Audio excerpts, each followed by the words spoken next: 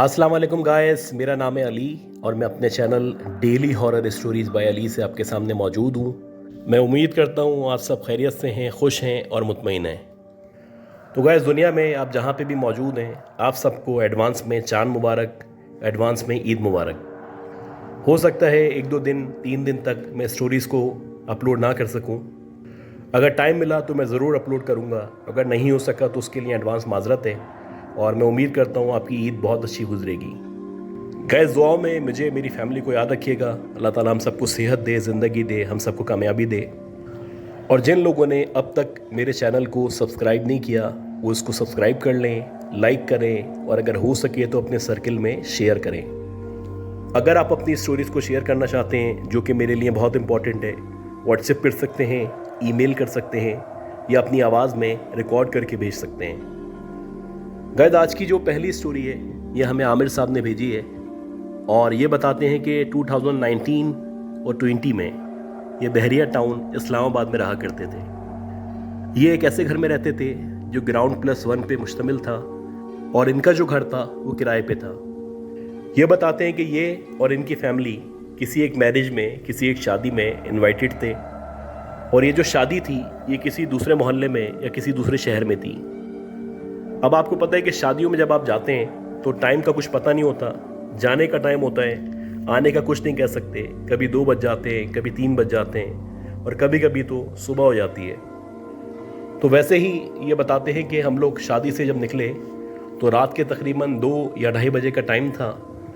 अब ये जो बहरिया टाउन का हिस्सा है या उससे पहले का जो हिस्सा है, वहाँ पे जब आप एंटर होते हैं तो सराउंडेड जितना भी एरिया है वहाँ पे बहुत सारे पेड़ मौजूद हैं, बहुत सारे दरख्त मौजूद हैं, बहुत ज़्यादा ग्रीनरी मौजूद है। ये बताते हैं कि मैं इन्हीं रास्तों से होता हुआ अपनी फैमिली को लेके गाड़ी में गुज़र रहा था और जब मैंने अपनी गाड़ी मोड़ी तो जब सामने की तरफ लाइट पड़ी तो मुझे ऐसा महसूस हुआ कि उस ग्रीनरी के अंदर से या उस हरियाली के अंदर से या उन पेड़ों के अंदर से कोई लाइट है जो निकल रही है। पहले तो मैं समझा कि शायद मेरा वहम है, लेकिन जब मेरे साथ साथ मेरी वाइफ ने भी कंफर्मेशन की तो ये यकीन दहानी थी कि यकीनन वहाँ पे कुछ ना कुछ मौजूद है। इस सुनसान रास्ते पे या इस वीराने में या इस जंगल नुमा जगह में हम आम तौर पे एक्सपेक्ट नहीं करते कि वहाँ पे कोई लाइटनिंग होगी या लाइट्स मौजूद होंगी। खैर, थोड़ा सा आगे जाके जब मैंने गाड़ी रोकी और मैंने सोचा कि मैं जाके देखता हूँ कि वहाँ पे क्या मौजूद है, तो जो मेरी वाइफ थी वो मुझे मना करने लगी, कहने लगी कि ये बेहतर है कि हम यहाँ पर ना रुकें, इस वक्त यहाँ पर रुकना किसी ख़तरे से खाली नहीं है। बहरहाल, गाड़ी में बैठे बैठे ही जब हमने गौर करना शुरू किया या हमने गौर से देखा तो ऐसा लग रहा था कि कुछ लाइट है या कुछ शुआएं हैं जो पेड़ों में से निकलती हुई आसमान की तरफ जा रही हैं। नॉर्मली ये जो स्ट्रीट लाइट्स होती हैं उनकी इतनी रोशनी नहीं हुआ करती और ये जो स्ट्रीट लाइट्स होती हैं इनकी रोशनी नीचे की तरफ होती है, ना कि आसमान की तरफ होती है। बहरहाल, जो कुछ हम देख रहे थे ये बहुत स्ट्रेंज था, बहुत वियर्ड था। अब क्योंकि मेरी वाइफ का भी इंटरेस्ट नहीं था, वो भी थोड़ा सा खौफ का शिकार थी, लिहाजा हम लोग अपनी गाड़ी चलाते हुए सीधे बहरिया टाउन की तरफ आ गए। अब जब हम लोग घर पे आ गए, घर आके हम लोगों ने चेंज वगैरह किया, तो मैं और मेरी वाइफ ऊपर वाले फ्लोर पे रहा करते हैं। नीचे मेरे फादर होते हैं, मेरी मदर होती हैं, मेरी एक बहन हुआ करती है। तकरीबन रात के 4 बजे का टाइम था। मैं करवटें बदल रहा था, पूरी कोशिश कर रहा था कि मुझे नींद आ सके, लेकिन करवटें लेने के बावजूद भी मुझे नींद नहीं आ रही थी। खैर, इसी दौरानिए में मुझे महसूस होना शुरू हुआ जैसे कि किसी के खांसने की या कुछ उससे मिलती जुलती आवाज़ आ रही है और जो भी खांस रहा था वो इस कदर बेदर्दी से खांस रहा था, ऐसा लग रहा था कि बहुत तकलीफ़ में है या बहुत ज़्यादा प्रॉब्लम हुई हुई है या इसको बहुत शदीद खांसी हुई हुई है। अब हमारे घर में जो भी मर्द वगैरह मौजूद थे उनमें से किसी की आवाज़ नहीं थी, क्योंकि जो मेरे फादर हैं जब भी वो खांसते हैं, भले कितनी ही खांसी क्यों ना हो, वो बहुत तमीज़ से खांसते हैं या बहुत आराम से खांसते हैं। लेकिन ये जिसके खांसने की आवाज़ आ रही थी, ऐसा लग रहा था कि बहुत ज़ोर ज़ोर से खांस रहा है, किसी तकलीफ़ में है या किसी परेशानी में है। खैर, जब आवाज़ मुसलसल आ रही थी तो मैंने सोचा कि मैं नीचे जाता हूँ, देखता हूँ, अल्लाह ना करे मेरे फादर ही ना हो। और आहिस्ता आहिस्ता करके जब मैंने ऊपर से नीचे स्टेयर्स की तरफ जाना शुरू किया तो मैंने देखा कि नीचे के हिस्से पे सामने जहाँ पे वॉशरूम बना हुआ है, उस वॉशरूम के बाहर एक आदमी या एक लड़का बैठा हुआ है। उसका जो मुंह है वो वॉशरूम की तरफ है और बज़ाहिर देखने में ऐसा लगता है कि वो नीचे मुँह करके बहुत बुरी तरह खांस रहा है। جب میں نے غور کیا تو واقعی میں وہاں پہ ایک شخص بیٹھا ہوا تھا، اور یہ جو بھی شخص تھا، جو بھی لڑکا تھا یا جو بھی آدمی تھا، یہ کم از کم ہماری فیملی کا ممبر نہیں تھا۔ اب میں ابھی تک اس کو اوپر سے دیکھ رہا تھا، اور اب میں سوچ رہا تھا کہ مجھے نیچے جا کے دیکھنا چاہیے، ہو سکتا ہے کوئی چور ہو یا اسی طرح کا کوئی بندہ ہو، کیونکہ جو بھی شخص تھا یہ کم از کم ہمارے فیملی ممبرز میں سے یا ہمارے گارڈز میں سے نہیں تھا۔ خیر بات یہ ہے کہ جب ہم اوپر سے نیچے کی طرف آتے ہیں تو جو ہماری سیڑھیاں ہیں وہ گول گھوم کے نیچے کی طرف آتی ہیں، لہٰذا میری مجبوری تھی کہ مجھے سیڑھیوں کا اگر استعمال کرنا تھا تو گول گھوم کے نیچے کی طرف آنا تھا۔ اور ویسے ہی گول گھومتا ہوا جب میں نیچے کی طرف آیا تو میں نے دیکھا کہ وہاں پہ جہاں پہ ایک لڑکا بیٹھا ہوا تھا جس نے نیچے منہ کیا ہوا تھا، جو بہت بری طرح کھانس رہا تھا، جس کا منہ واش روم کی طرف تھا، وہ وہاں پہ موجود نہیں تھا۔ اب مجھے تھوڑا سا کھٹکا ہوا کہ ہو سکتا ہے کہ یہ چور ہو اور گھر میں ادھر ادھر چھپ گیا ہو، لہٰذا آہستہ آہستہ کر کے میں نے تمام گھر والوں کو اٹھانا شروع کیا۔ اسی دورانیے میں جو ہمارا سیکیورٹی گارڈ تھا وہ بھی اندر آ گیا، اور آہستہ آہستہ کر کے ہم نے پورا گھر چھان مارا، لیکن پورے کے پورے گھر میں نہ گراؤنڈ فلور پہ نہ فرسٹ فلور پہ نہ وہ لڑکا ملا، نہ وہ شخص ملا، نہ اس کا کوئی نام و نشان ملا۔ اب یہ دیکھ کے جو میرے گھر والے تھے وہ سوچنے لگے ہو سکتا ہے میرا وہم ہو یا میں نیند میں ہوں۔ حالانکہ مجھے اچھی طرح یاد ہے میں سینسز میں تھا، میں نے غور سے دیکھا تھا ایک آدمی یا ایک لڑکا تھا جو واش روم کی طرف منہ کر کے بیٹھا ہوا تھا، اور بظاہر ایسا لگ رہا تھا بہت بری طرح کھانس رہا ہے اور وامٹ کرنے والا ہے۔ خیر بات آئی گئی ہو گئی، 2-3 دن اسی طرح گزر گئے، اور 2-3 دن بعد مجھے کسی کام سے لاہور جانا تھا۔ اب میرے فادر، میری وائف، میری والدہ اور میری بہن وغیرہ سب گھر میں موجود تھے، اور میں اکیلا لاہور جا چکا تھا۔ میں ایکسپیکٹ کر رہا تھا کہ زیادہ سے زیادہ 3-4 گھنٹے میں میرا کام ختم ہو جائے گا اور اسی رات یا اسی شام میں واپس آ جاؤں گا، لیکن انفارچونیٹلی کچھ وجوہات کی بنا پہ مجھے وہاں پہ رکنا پڑا۔ یہ بتاتے ہیں کہ اسی رات جس رات میں لاہور میں رکا ہوا تھا، اس رات میرے والد صاحب رات کے تقریباً 2 یا 2:30 بجے اٹھے ہوئے عشاء کی نماز پڑھ رہے تھے، اور اس کے بعد ان کو سونا تھا یا سونے کی تیاری کرنی تھی کہ ان کو ایک دم سے محسوس ہونے لگا کہ جیسے عورتوں کے یا خواتین کے رونے کی یا آہو بکا کرنے کی آوازیں آ رہی ہیں۔ پہلے تو میرے فادر سمجھے کہ ہو سکتا ہے سوسائٹی میں کسی کا انتقال ہو گیا ہو یا اس طرح کی کوئی بات ہو، یا میں بھی کسی فیملی میں لڑائی چل رہی ہو۔ نارملی ایسے لڑائی وغیرہ ہوتی ہے، عورتیں رونے لگتی ہیں، شاید یہ جو آوازیں آ رہی ہیں یہ باہر سے آ رہی ہوں۔ لیکن جب انہوں نے غور کرنا شروع کیا تو ان کو محسوس ہوا جیسے کہ ہمارے جو گھر کی چھت ہے اس چھت کے اوپر سے رونے کی آوازیں آ رہی ہیں۔ خیر میرے جو فادر تھے پہلے انہوں نے آگے پیچھے دیکھا، اس کے بعد انہوں نے سوچا کہ میں چھت پہ آتا ہوں، جا کے چیک کرتا ہوں، ایسا نہ ہو کہ کوئی عورت گھس آئی ہو، یا ہو سکتا ہے برابر والے گھر سے آواز آ رہی ہو۔ اور آہستہ آہستہ کر کے جیسے ایسے انہوں نے اسٹیئرس چڑھنا شروع کی یا اوپر چڑھنا شروع کیا، ویسے ویسے ان کے فادر کے مطابق اس کے رونے کی یا سسکیاں لینے کی آوازیں بڑھتی چلی جا رہی تھیں۔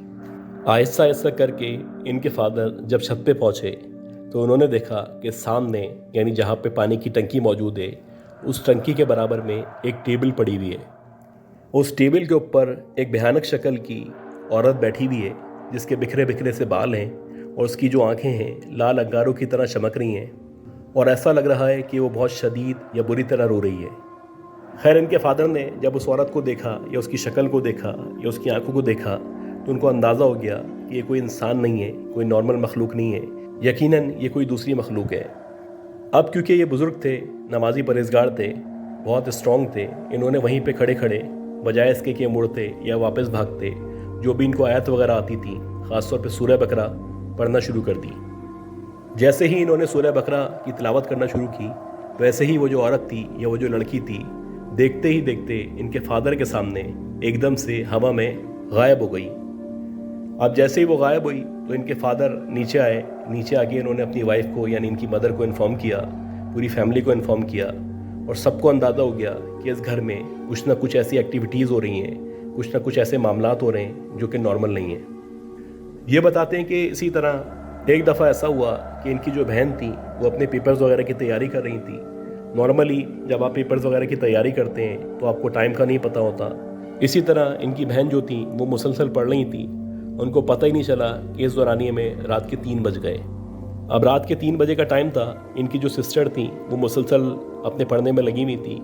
ایک دم سے ان کو محسوس ہونا شروع ہوا जैसे कि किसी ने इनकी विंडो को नॉक करना शुरू किया है।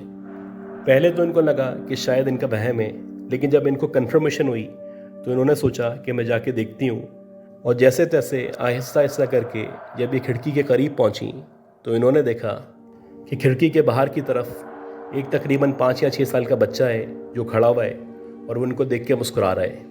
अच्छा, वो जो बच्चा है उसकी जो आंखें हैं वो मुकम्मल तौर पे सफ़ेद हैं, जैसे आम तौर पे आंखें चढ़ जाती हैं वैसी हैं, और उसके सर पे एक भी बाल मौजूद नहीं है। अब जब इनकी बहन ने उस बच्चे को देखा तो इनके औसान ख़त्म हो गए। वो वापस पलटी और उनको जो भी आयत वगैरह आती थी वो पढ़ना शुरू की। ये बताते हैं कि इस तरह के बहुत सारे वाक़यात मुसलसल उस बहरिया टाउन के घर में पेश आते रहे और हमने हार्डली 1 से 1.5 साल वहाँ गुजारा। उसके बाद बहरिया टाउन के अंदर ही हमने दूसरी जगह घर ले लिया और अल्लाह का शुक्र है जब से हमने घर चेंज किया या दूसरी जगह गए तो इस तरह के वाक़यात और मामलात हमारे साथ पेश नहीं आए। अच्छा गाइस, आज की जो दूसरी स्टोरी है यह हमें सरमद खोसो साहब ने भेजी है और ये बताते हैं कि बेसिकली ये एक ट्रक ड्राइवर हैं, यानी हैवी ट्रैफिक जो होता है उसको ड्राइव करते हैं और इनकी अक्सर इस तरह की ड्यूटी होती है कि इनको एक शहर से दूसरे शहर सामान ले आना होता है, माल ले जाना होता है और कई दिन तक ये अपने घर से दूर रहते हैं या सफ़र में होते हैं। खैर, ये बताते हैं इसी तरह 2008 में इनको एक कंसाइनमेंट दिया गया, यानी एक ट्रक इनके हवाले किया गया जिसमें माल वगैरह लोड हुआ था और ये इनकी ज़िम्मेदारी थी उस ट्रक को लेके इन्हें कराची से इस्लामाबाद तक पहुंचाना है।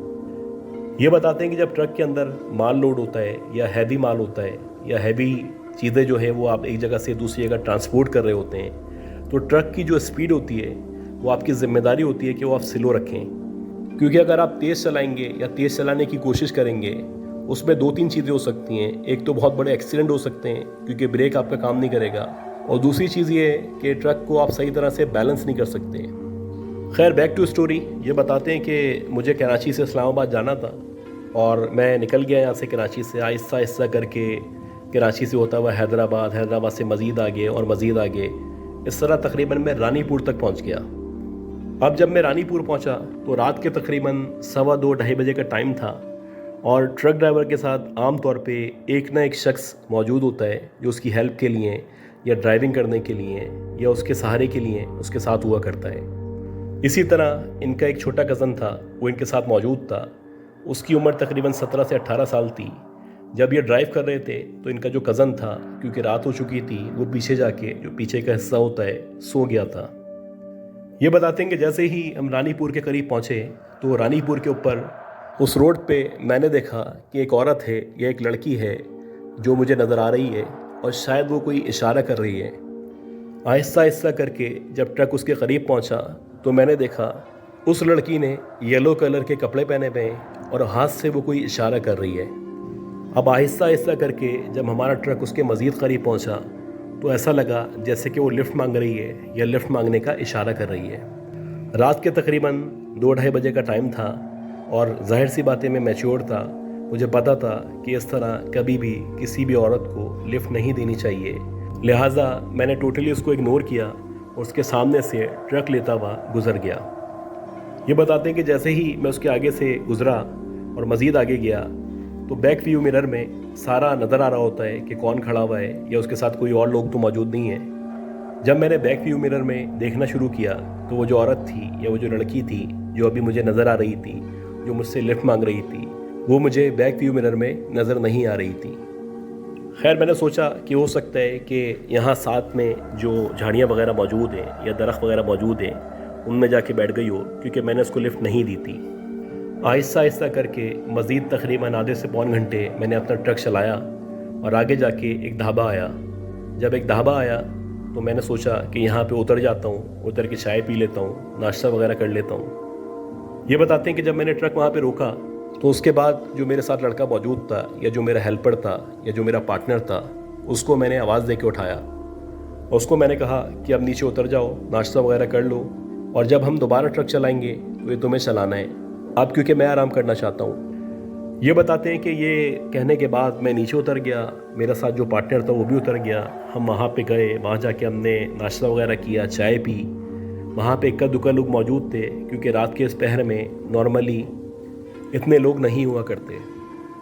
خیر جب ہم نے ناشتہ وغیرہ کر لیا اور دوبارہ ٹرک کی طرف آنے لگے تو میں نے دیکھا کہ روڈ کراس کر کے یعنی اپوزٹ سائڈ وہاں پہ ایک لڑکی کھڑی ہوئی ہے اور رات کے تقریباً یہ 4-4:30 بجے کا ٹائم تھا۔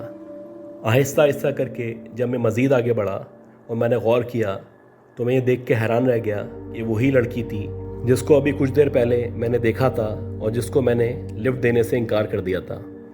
میں مسلسل کھڑا ہوا اس کو دیکھ رہا تھا، وہ مجھے دیکھ رہی تھی اور مجھے دیکھ کے مسکرا رہی تھی۔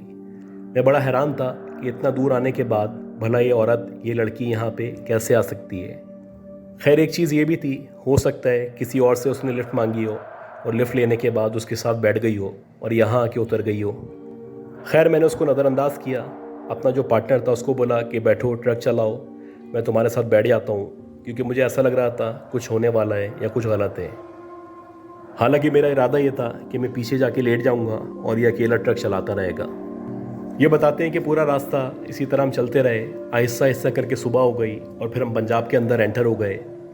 اب جب ہم پنجاب کے اندر انٹر ہو گئے تو اگین جیسے ہوا کرتے ہیں، ہم رکے، ناشتہ وغیرہ کیا، اس کے بعد پھر مزید ہم نے گاڑی چلائی اپنی۔ اسی طرح پھر مغرب ہو گئی۔ ابھی ہمارا تھوڑا سا سفر باقی تھا، ہم راستے میں ہی تھے، کیونکہ جو ہمارا ٹرک تھا وہ ہم بہت زیادہ اسپیڈ سے نہیں چلا رہے تھے، نہ چلا سکتے تھے۔ یہ بتاتے ہیں کہ جیسے ہی مغرب ہوئی تو مغرب کے بعد جب ہم پنجاب میں ہی موجود تھے تو ایک جگہ ڈھابا آنے والا تھا، اور ہماری عادت ہوتی ہے کہ ہم جگہ جگہ رکتے ہوئے جاتے ہیں، کیونکہ اکثر ایسا ہوتا ہے کہ آپ کو یورین پاس کرنا ہوتا ہے یا کچھ کھانا پینا ہوتا ہے، تو لہٰذا اترنا بہتر ہوتا ہے۔ یہ بتاتے ہیں کہ جیسے ہی میں اس ڈھابے کے پاس گاڑی کو روکنے والا تھا یا ٹرک کو روکنے والا تھا تو اس ڈھابے سے کچھ دیر پہلے یا تھوڑا سا پہلے مجھے ایسا لگنا شروع ہوا کہ شاید کوئی لڑکی ہے جو سامنے کھڑی بھی ہے۔ بہرحال آہستہ آہستہ کر کے جیسے میرا ٹرک آگے بڑھا اور جب مکمل طور پہ اس پہ لائٹ پڑی تو میں نے دیکھا کہ یہ وہی لڑکی ہے، وہی یلو کپڑوں والی جو مجھے کل 2 جگہ نظر آئی تھی، ایک دفعہ راستے میں اور دوسری دفعہ روڈ کراس کر کے سامنے کی طرف، اور ابھی بھی وہی لڑکی میرے سامنے کھڑی ہوئی ہے، ویسے ہی اشارہ کر رہی ہے اور ویسے ہی مجھے دیکھ کے مسکرا رہی ہے۔ یہ بتاتے ہیں کہ اس کو دیکھ کے میرے اوسان ختم ہو گئے، کیونکہ ایک آدھ دفعہ تو اتفاق ہو سکتا ہے یہ لڑکی مجھے تیسری دفعہ نظر آ رہی تھی، ویسے ہی اولیا تھا، وہی کپڑے تھے، وہی شیطانی مسکراہٹ اس کے چہرے پہ موجود تھی۔ یہ بتاتے ہیں کہ اس کو دیکھنے کے بعد جو بھی آیت وغیرہ ہمیں آتی تھی وہ ہم نے پڑھنا شروع کی۔ خاص طور پہ جو میرے ساتھ پارٹنر تھا اس کو میں نے کہا کہ آیت الکرسی وغیرہ پڑھو، حصار کرو، کیونکہ ایسا لگ رہا ہے کہ کچھ خطرہ ہے۔ یہ بتاتے ہیں کہ جیسے تیسے کر کے ہمارا جو سفر تھا وہ تمام ہوا، ہم اسلام آباد پہنچے، اور جب ہم اسلام آباد پہنچے تو وہاں پہنچنے کے بعد تقریباً 4 سے 5 دن تک میں شدید بیمار رہا اور وہاں سے واپس بھی نہیں آ سکا۔ خیر 4-5 دن تک میرا علاج کروایا گیا، اس کے ساتھ ساتھ وہیں پہ ایک صاحب آیا کرتے تھے جو دم درود کیا کرتے تھے، ان کو میں نے پورا کا پورا قصہ بھی سنایا۔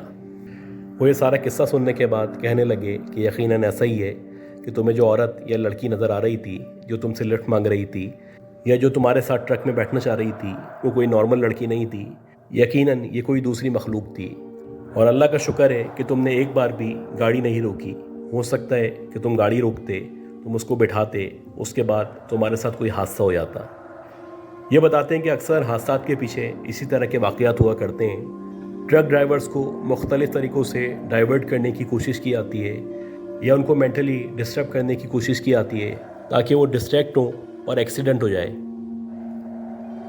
گائز امید کرتا ہوں جو بھی سٹوریز میں نے آپ سے شیئر کی ہیں یہ آپ کو پسند آئی ہوں گی۔ اسی طرح میرے ساتھ جڑے رہیں، میری ہیلپ کرتے رہیں، مجھے سپورٹ کرتے رہیں، اور دعا کرتے رہیں کہ اللہ ہم سب کو صحت دے، زندگی دے، ہم سب کے لیے سلامتی ہو۔ اپنا خیال رکھیے گا۔ اللہ حافظ۔